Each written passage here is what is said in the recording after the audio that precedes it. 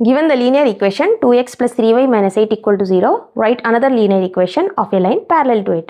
అంటే ఒక linear equation ఇచ్చారు, ఏదది 2x plus 3y minus 8 equal to 0. దీన్ని L1 అనుకుందాం. మనము ఇంకొక లీనియర్ ఈక్వేషన్ ఫామ్ చేయాలంట. ఆ ఫామ్ చేసే లీనియర్ ఈక్వేషన్ ఇచ్చిన లైన్కి ప్యారలల్గా ఉండాలి.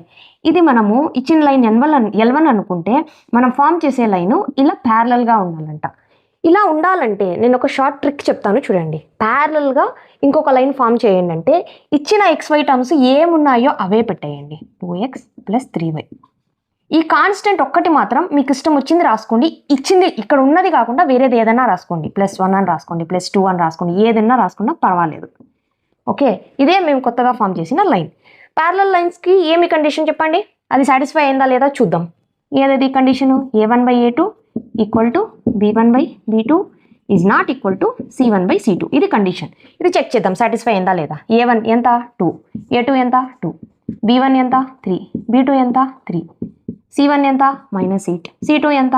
1, 2, 2, 3, 3, 1, 1, 1, 1 equal to 1 is not equal to -8. So మనకు ప్యారలల్ లైన్స్కి కావాల్సిన కండిషన్ సాటిస్ఫై అయింది. సో నేను షార్ట్ ట్రిక్ ఏమి, ప్యారలల్ లైన్ కావాలంటే ఏమైతే XY టర్మ్స్ ఉన్నాయో అవే టర్మ్స్ పెట్టేయాలి. జస్ట్ కాన్స్టెంట్ ఒక్కటి మార్చేయాలి. ఇచ్చింది ఉన్న కాన్స్టెంట్ కాకుండా వేరేది ఏదైనా కూడా రాసుకోవచ్చు. అదే షార్ట్ ట్రిక్.